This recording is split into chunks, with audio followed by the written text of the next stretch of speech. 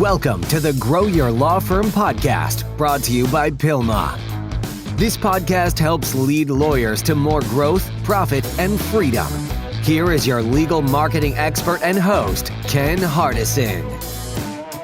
Well, hello, everyone. This is Ken Hardison, and welcome to another episode of Grow Your Law Firm. And today we have the pleasure of having Chris Mullins, the sales doctor, the phone sales doctor, I might add. And Chris is known as the phone sales doctor for more than 25 years, working with law firm intake specialists and attorneys, and has helped hundreds of law firms around the country convert more prospects into clients. And I've known Chris for over 10 years. I know it's been at least 10 years. And she actually does our intake training for our Pilma members each month. And she's just a gem at this. She really knows what she's doing, and y'all in for a treat today. So thank you for being here. Well, thank you for having me. Thank you. I appreciate it. Yeah. So let's just go right into it. Well, let me just say this. You know, here's what lawyers tell me all the time, Chris, and maybe you hear it too. They say, "Oh, I sign up every case I want. I sign up every case I want." And then when I do ghost calls to them with my new ghost call business, lawyers ghost calls, they get the report, and they listen to the call, and they get physically sick. They say, "Well, they know better. They've trained better to do that." But the deal is, you don't know what you don't know, and you might, as a lawyer, sign up every case you talk to, but I guarantee you, your staff don't, and your associates don't. I can guarantee you. Don't you think that's right, Chris? Absolutely, and I think every law firm would love to improve conversion. Yeah, I mean, because it's the easiest. You know, I used to do a lot of consulting around the country, and that would always be, I know I could go in there and help them with that because there's a lot of leakage there. I mean, I could, and it doesn't take a lot of money to improve it. What I'm saying is you can increase your ROI without spending more money. You know what I mean? Yeah, absolutely. So if you can do an extra 2 cases a month, 5 cases a month, depends on your volume of calls, and your average fee is $5,000-$10,000. Well, you figure it out. I mean, you know, it's hundreds of thousands of dollars, and I've seen it where it can be millions of dollars for a high volume firm. Mm-hmm. So what is the single most important thing law firm business owners must do to improve their intake conversion, Chris? If you only did one thing, just one thing, it would be to listen to your ghost calls and your call recordings. That's it.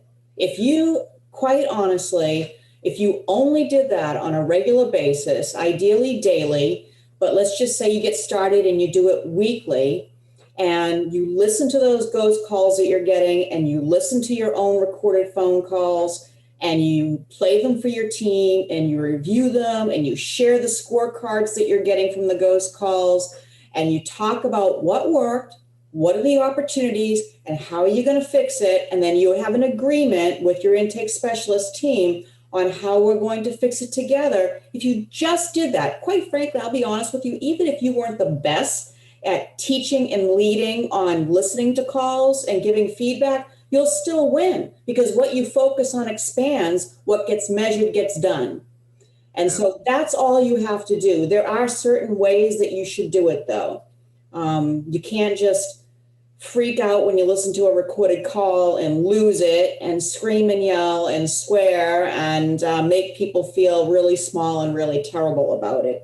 So the secret sauce is to listen to the calls that you already have and that you're already getting from Pilma.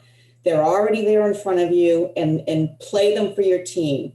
The best way to play them for your team is really just have a system in place, put it on the schedule, and follow it consistently, because they're waiting for you to stop doing it. Because you do a lot of things, and you say you're going to do a lot of things, and they're looking at the clock and they're like, yeah, how long is this one going to last? And so that's what they're waiting for. So be consistent with it. But there's a certain way that I want you to review and give feedback of the ghost calls and your real recorded calls that you already have from the marketing. You sit down yourself. So maybe you are the intake leader. Every law firm calls this person something different. You might be the director, you might be the team leader. whatever your title is, doesn't matter. First, you listen to the calls.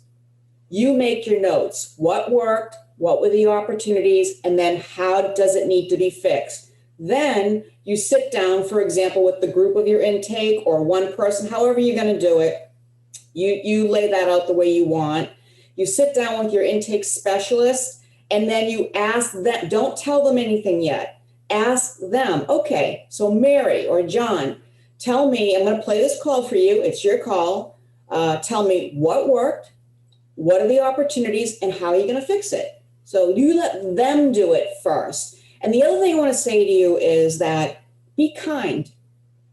Be kind. You're going to get much further with your team if you're kind to them. I want to tell you that they don't like this. They don't, most people, including you, don't like listening to their recorded voice. People hate listening to their recorded voice. I don't like listening to my recorded voice. Right. And they also don't like to be reviewed or critiqued.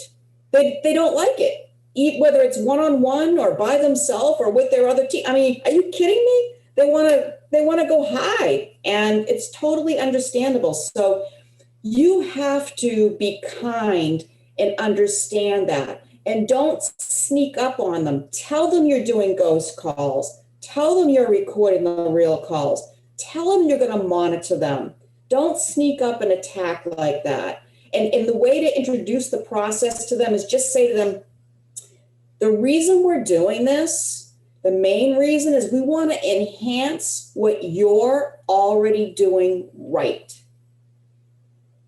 Gotcha. So you can And I wanted to go back before we get too far along. Yeah. Because and we know this because we've been doing it, but the deal is if you've got a phone system that you can record calls, you need to do it, but you need to make sure what states you're in, because some states only one person has to know they're being recorded, and some states both people, and that's why you'll need to put a disclaimer or caveat. This call may be recorded for training purposes or for quality control, whatever you want to say. You'll hear that sometimes when you call someone, and that's what that's about. And then if you don't have that capability or you just don't want to do it, there is a company called lawyersghostcalls.com that will do it for you and send you and actually grade you and send you a report and a copy of a copy of the recording so you can play it back. And I like what you're saying, because sometimes I think they need to know that you can also use it if you get a really good one and play it for everybody to hear. This is how it's supposed to be done. I mean, it's not just picking on people. You can actually praise them with it too if they're doing really good. Mm-hmm. Our PILMA members, our mastermind members, they get part of the membership. They get 2 ghost calls a month, and they just love it because they didn't realize. Yeah, right. Yeah, we didn't realize. Mm-hmm. We got some problems here, and hey, this is going to help our bottom line profits because we're signing up more cases. Because we didn't know what we didn't know. So anyway, didn't mean to interrupt you, but I wanted to make sure somebody won't go out there and start recording it and didn't follow their state laws. Yeah, just pay attention to the laws for your state. Yeah.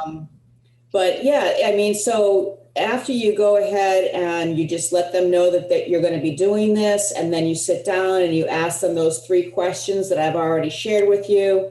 And what's really cool about you asking those questions is you're going to find out what their instincts are before you go ahead and you kind of tell them everything. So you're going to really you're going to be like, wow, you might be like, wow, I didn't know that they thought that way. That's awesome. Or you might find out, oh my goodness, do they really think that way? We got to work on a few more things here. So it's a great way to do it, and it helps them to feel more comfortable. And then it's your turn.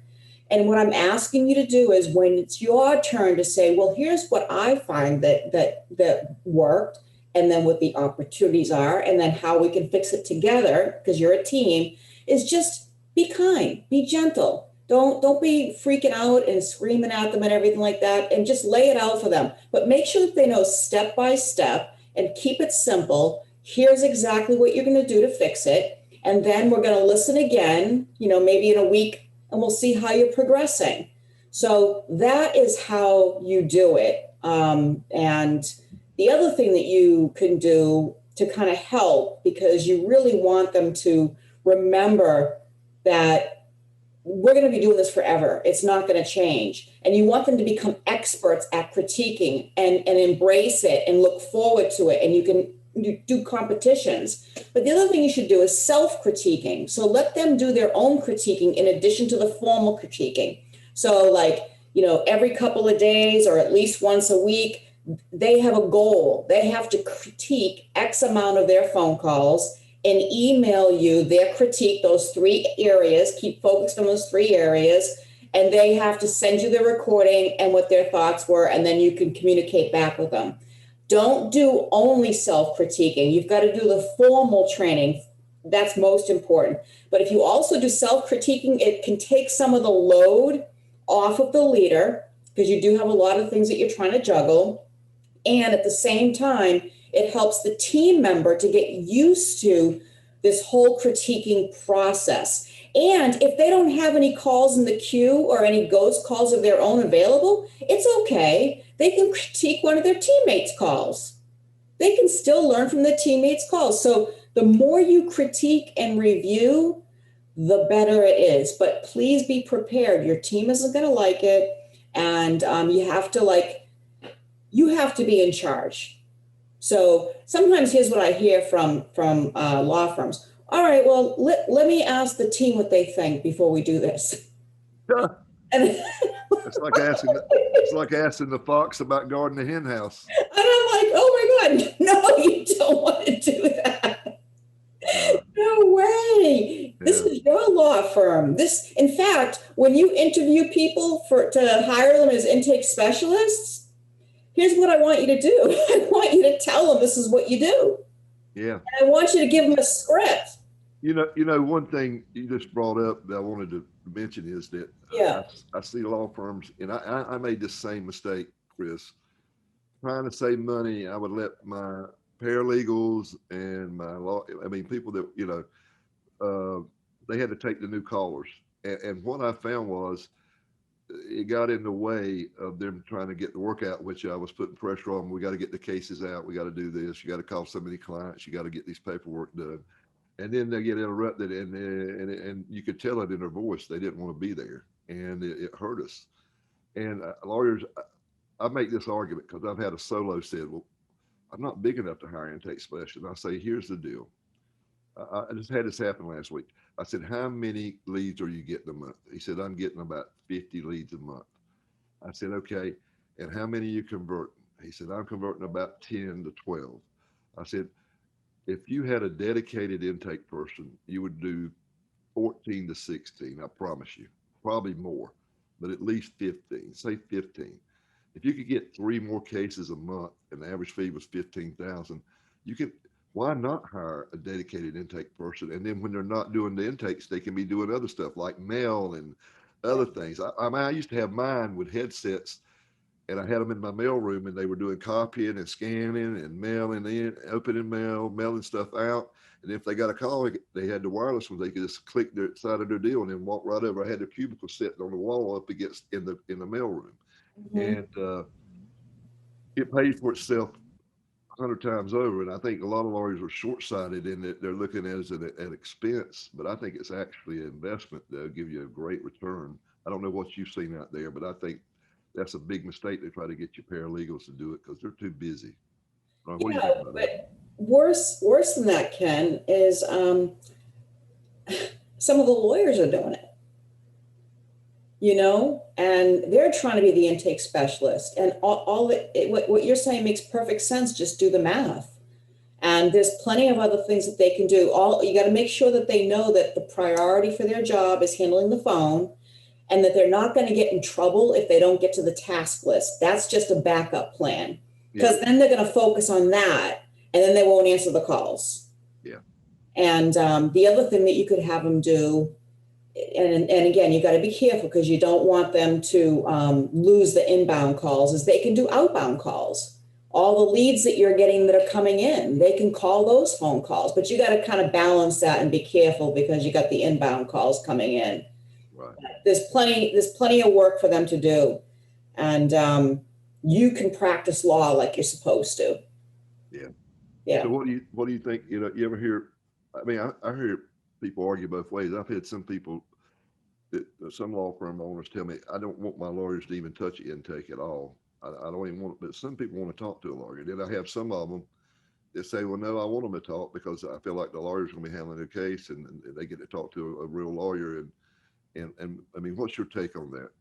Yeah, so I mean, I have clients that do it both ways, Yeah, so I'll be honest with, I mean, everybody's running their firm a little differently, and I can see both sides. I understand the logic in both sides of it. I get it. It makes sense, and it can be a marketing, positive marketing step versus your competition. So I get all that stuff, but I will tell you this: that I listen to a lot of phone calls of attorneys too, and they have just as many challenges handling phone calls or consultations as the intake team, with relationship building or empathy, lack of salesmanship and assumptive language. So you have to coach and train them too. I think there's plenty of reason to have an attorney take care of handling the intake, or have an intake team that has an attorney that works in that same department with them yeah, and can answer questions for them so that they could do that. You can go both ways. I would say test it.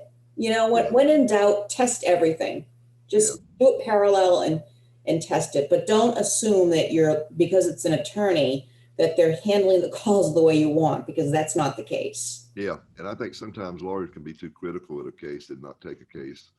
They think it's going to be hard to handle. But what I did is I kind of did both. What I did was I had a full time lawyer that all their job was to handle new callers. I mean, they would take this. I had an intake specialist, but then they would, if that person wanted to talk to a lawyer, they'd turn it over to the lawyer. And I found some lawyers that wanted to work from home, and I let them do it home. I had one that the doctor told me he had to retire, no more stress. He'd had a heart attack, and he did it until he got real sick. And then I had this lady lawyer that wanted to stay home with her kids and wanted to be home, Mhm. and she did it. And so we worked it both ways. And then we had some flow over if somebody wanted to talk to a lawyer and they were on the phone. But I thought it worked out good that way. Um, Yeah, I think the most important thing is to really, like you and I have talked about many times, inspect what you expect. I don't care if it's a lawyer or if it's an intake specialist or someone that's been there for 20 years, and you're in charge. Don't let them be in charge, because sabotage will pop up every once in a while, and you don't want that to happen. So yeah, test yourself. If you're starting to feel like afraid and concerned about confronting somebody about something you want them to do differently, whatever it is, then that's a red flag to you first, that you have a confidence issue and it's some things that you need some help with. So you can reach out to your mastermind group, if you have a mastermind group like Pilma, or other colleagues, and get some support, because you have to make the tough decisions. The other thing I was going to say is rejects. So when you have cases that are rejected, you should have somebody else calling them. We'll inspect them first, take a look at them. But I've heard law firms be able to find within that reject pile some cases that should never have been rejected. So you could be doing that too, as an inspection process and a way to bring in business and to see, okay, should that case have been rejected? that's a good point. That's a very Yeah, good point. absolutely. What you So, mostly have to do is have people focusing on the task, though. so how do you coach these intake people to improve their conversion rates? Because that's what it's all about, right? You want to. I've heard you want to sign up 95% of the cases that you want, you know, and instead of just looking at it, well, I got 100 calls and I signed up 30. No, I got 100 calls, but there was 40 cases I wanted, and I got 30 of them, which really means, you were at 75% when you should have been around 95%. I mean, so how do you get them to improve it to get to that 95%? You listen to the phone calls and you give them feedback. If you listen to the phone calls on a regular basis and you give them feedback and you provide and you make sure that they're using the screening questions. So the feedback is really important. It's not like just be polite.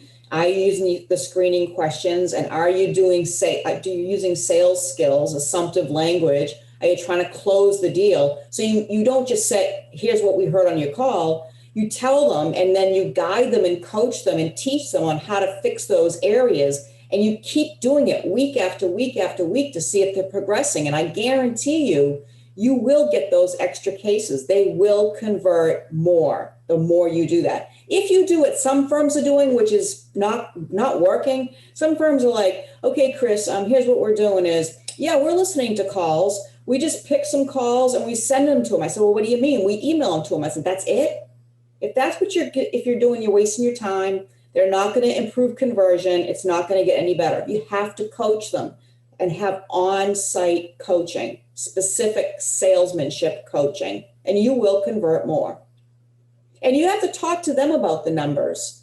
Treat them like sales business owners, not like low-level intake specialists. This is like a big deal career choice they've made. Make a big deal out of it and teach them sales. And they're running their own little business. And talk to them about the numbers. You did this number of calls. Out of this number of calls, you had X amount of opportunities. Out of this number of opportunities, you got this many sales, so appointments or retainers signed or what have you. Talk to them about the numbers. Have goals for them. Treat them like sales business owners. Yeah. So you're talking about sales language. What is sales language? How do you use it? So sales language, it's not being aggressive or anything like that, but while you're asking intake screening questions, some of the different phrases that your team can be saying, not in any special order, but you kind of sprinkle it throughout the phone conversation, is congratulating the person that's calling. You made the first step giving us a call today. I want to tell you congratulations. I'm sure that had to be really hard for you. So that's like positive sales language. Or you called the right place. We get calls like this all the time. You're in good hands. Intake specialists aren't comfortable with that, but you want to teach them to do that. You don't have to look any further. Telling them that. Be confident. You want the business. You don't have to look any further. We've got your back. Our entire law firm's behind you. You're not alone any longer. People want to know that. We look forward to helping you get the help that you need, all the medical support that you need. We want you to get better. We get calls like this all the time. I think I already said that. We'll take really good care of you. You can trust our law firm. You're going to love our attorneys. And then one of the other things is, so those are some examples on sales language phrases that are not aggressive, but you can sprinkle them throughout the conversation as you're providing empathy. But one of the other things is, one of the other questions is, what's the single most important question to ask? Yeah. An intake specialist should know the answer to rather is, why should I choose your law firm over all the rest? Your team doesn't know the answer to that question. And that's something that they have to know. And so when they know the answer to that question, so when you brainstorm it from the top down, and everybody in your firm from the front to the back knows the answer to that question, everybody should be held accountable for only using that answer, not go off script and make up their own. And they can sprinkle that out throughout the conversation as well. The things I'm saying won't make the call take longer. I'm just giving you a bunch of different ideas and trying to give you a way to turn your team into salespeople. So here's an example on why someone should choose your law firm. I'm just going to give you an example because I'm not talking about the typical, we've been doing this for 30 years. That's not what I'm talking about. I'm talking about what the consumer wants to hear. So you can take this however you want. And this is just an example. So all we do here is personal injury law. Our lawyers and staff do that day in and day out. We will be there for you. Our team will have regular communications via phone and text. Our team will continually check in on you to see how you're doing, how you're feeling, and how your treatment is going. As a client, you're going to feel like you're the single client on the roster for that day. Our team will be looking out for you. So you can take half of that if you want, but the point is that's the kind of stuff. It's not the marketing lingo. That's the stuff that people want to hear. That's what they want to know. Okay? Yeah. And I think You hit something there. I mean, I always tell people, all your ads and stuff. And so this is sales. I mean, you got to answer two questions. Do I need a lawyer? Why do I need a lawyer? And if I do need a lawyer, why should I choose your firm over everybody else? And that's, you just hit that right up, the nail on the head. I might say, and the other thing that I see and hear is these intake specialists who sound like monotone, and they say, "What is your name, your age?" And they never have any empathy or any kind of raise in their voice, or it's just like they sound dead almost. I don't know. You see that a lot? Yes, a lot. And we call it license and registration. Yeah. Okay. Yeah. That's what it feels like. That's exactly what it is. It's like license and registration.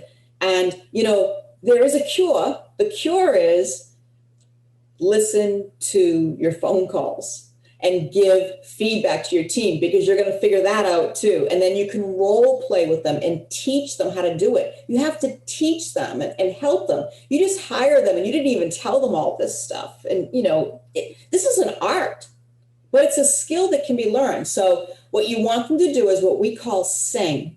You want them to sing while they ask the intake screening questions. And all you do is change the inflection and the tone in your voice as you ask the questions to Mary or Mrs. Smith, like I just did. Yeah. That's it. And having some empathy. I mean, Yeah. Somebody says, "Oh yeah, I lost my third finger." Okay. Were you hurt any other place? Instead of, oh my God, I can't believe it. I mean, I've actually heard one where the person said they nipped off the tip of their finger and said, "Well, did you hit anything else on that hand?" Mm-hmm. I'm thinking, oh my God. I mean, I'm not hiring this lawyer if I'm them, because they don't give a damn. Yeah. Yeah. And the thing is, that's the thing about intake specialists. It's really not their fault.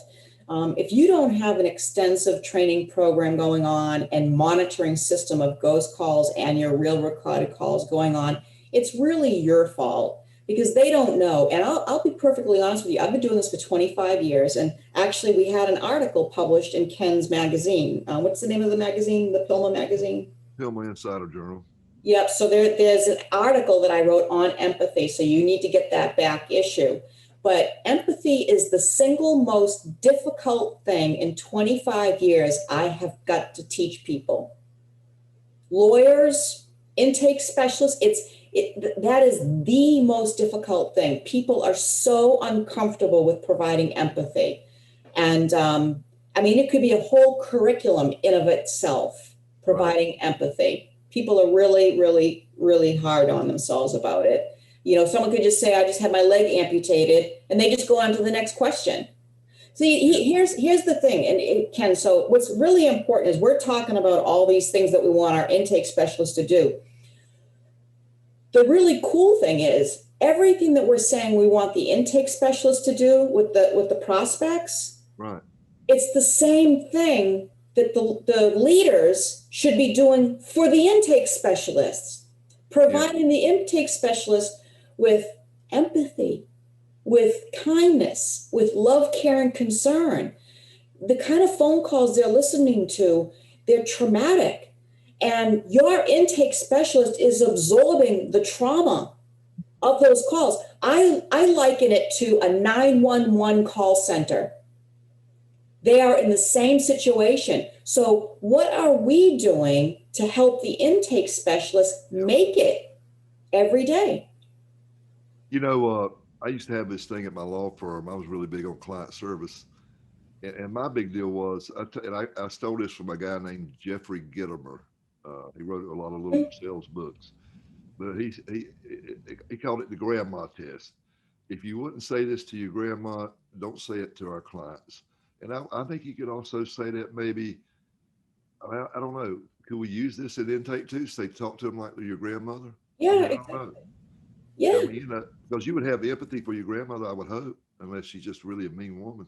Yeah. Yeah, Yeah. You can say grandma, or you can say use your best friend's voice.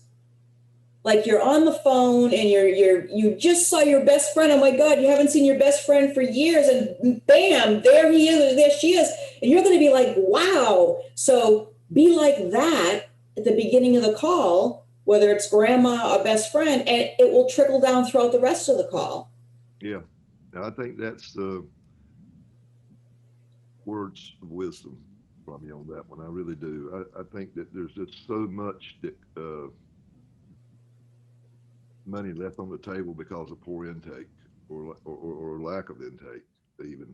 Yeah. And let me just, And it's something that you can never. You said something really key a while ago.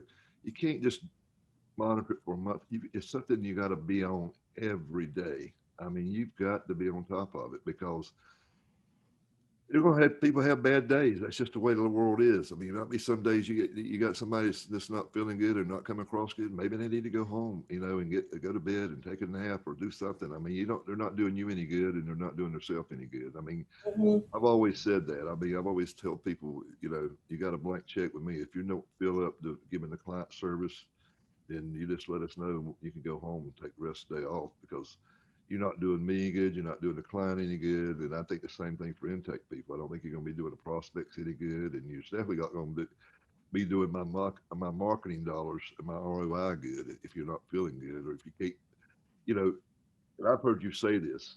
You got to smile when you're on the phone because people can feel your smile. I've heard you say that. Mhm. And I guess that's what you're talking about when you see your best friend. That's going to make you smile, right? Right, that's going to make you smile. You But know, there's two things though, Ken, I want to make sure everybody understands is listening to your call recordings and your ghost calls is your marketing insurance policy. That's what I it is. like that. I like that. So Good that's that. analogy. Yep, that's the way you're going to look at it. That's your investment, your marketing insurance policy. But the other thing I want to say is I can promise you, if you give the right attention and kindness and love, care, and concern and empathy to your intake team for the job they're doing, you'll watch your conversions go up just by how you treat them. Because how you treat them is how they're going to treat the prospects. Yeah, I agree. I agree wholeheartedly. Hey, listen, and we're running out of time. Anything else you want to add? Anything we didn't cover that's real important? And by the way, everybody out there, Chris is going to be at our PILMA conference on a panel with me and several other experts on intakes. And these really, we've done them before, and these really go over good where we actually, about an hour and a half during the session that people get to ask questions, and we'll have a moderator, but then you can ask your own questions. And it's just a wealth of knowledge. I mean, what we talked about today is really, because I've heard you and I've listened to your trainings to our PILMA members, because I do believe it's that important that I hire you to do it for our PILMA members, because I know how important it is. Even if they don't, I do. And the ones that take advantage of it are the ones that are making better profits. I can tell you that. But yeah, you're going to be there in New Orleans, and I'm glad you're coming. And it's going to be, we've got like 40 speakers. It's going to be, and it's going to be live, and we're going to have live streaming too. But September 29th through October the 2nd down at the Ritz-Carlton in New Orleans, I'm expecting it to be sold out because I just think everybody's ready to get out after this COVID. I mean, I really do. Yeah. I mean, we had a record attendance last year. We didn't quite sell out. We liked about 50 selling out. I just feel like we'll sell out this year, and the rooms are going to go fast. And I got rooms down at the Ritz-Carlton for like 250 a night, which is unheard of in September, October. Yeah. But they give us that rate because it was supposed to be in June, and I guess they wanted us to keep our business. So Yeah. now, if anybody wants to get up with you before if they're not in Pilma, they don't hear you every month, or they're not coming to the summit, how can they get up with you? Okay, well, the best way is you could just email me directly at phone success, SUCCESS, doctor, DOCTOR at gmail.com. Phone success doctor at gmail.com. Right, right. Well, this has been great, Chris. I mean, you hit the nail on the head on several key things, and I think people will just implement the third of what you said today, they're going to see bigger profits and happier people and more clients. Yeah, that's all. That's what it's all about. Well, thank you so much. And until Thank next you. time, this is Ken Hardison, dedicated to your success. You have been listening to the Grow Your Law Firm podcast, the podcast that leads lawyers to more growth, profit, and freedom. Go to growyourlawfirm.com to find more ways to market and manage your law firm. Please leave us a rating and review wherever you listen to your podcasts.